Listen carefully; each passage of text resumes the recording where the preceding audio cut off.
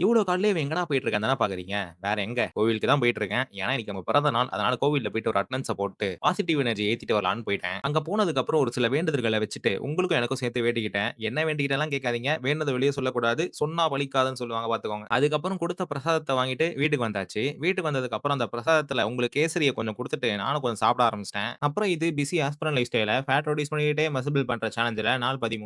யாராவது புதுசா பார்த்தீங்கன்னா, ஒரு ஃபாலோவும், சப்ஸ்கிரைபும் பண்ணி வச்சுக்கோங்க. அப்பதான் அந்த ஜர்னிய மிஸ் பண்ணாம பார்க்க முடியும்.